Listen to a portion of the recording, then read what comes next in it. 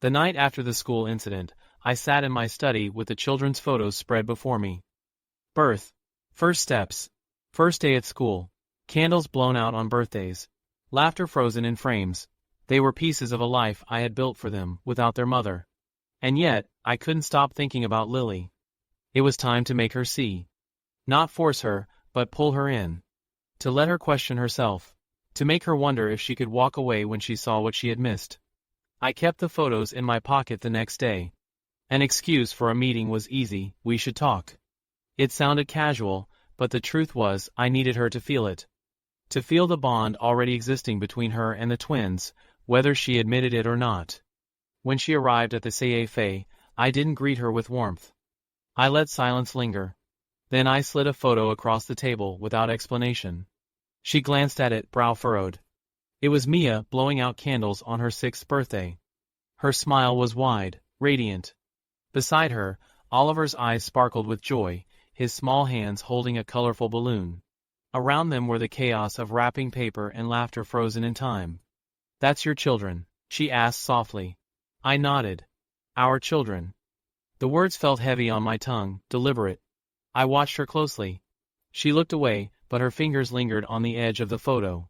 One by one, I pulled out more scraped knees patched up by bandages, school art projects pinned proudly on corkboards, a Christmas morning scene with sleepy eyes and joyful laughter.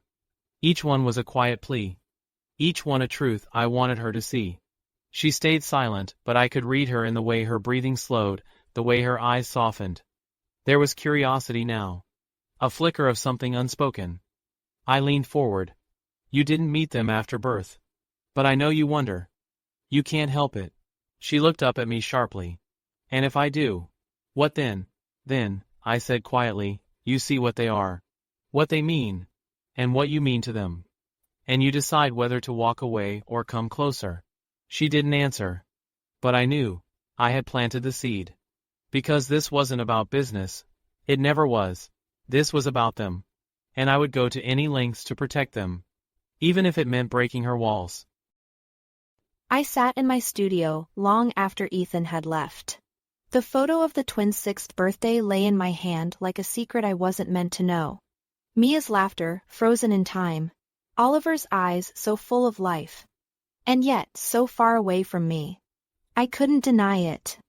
A knot had formed in my chest. An ache I had tried to bury years ago. I had told myself it was over. That I had moved on. But seeing them through his eyes, stirred something that I had fought hard to suppress. For days afterward, I found myself replaying the moment. The way he looked at me then, not with accusation, not with demand, but with quiet hope. As if he knew something I didn't yet understand. I thought about my own choices.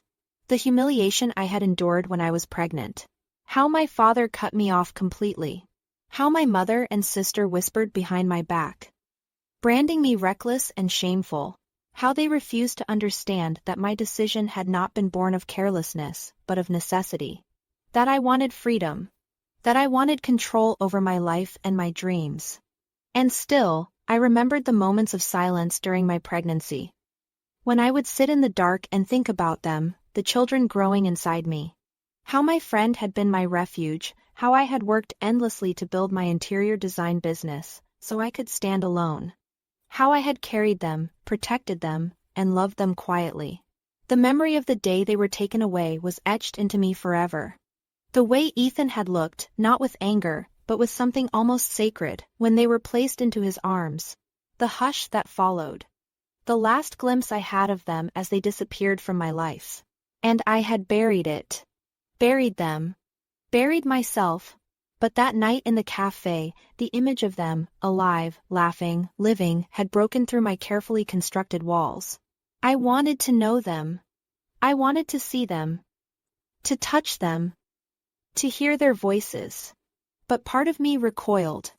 I knew that once I crossed that line, there would be no turning back. No retreat.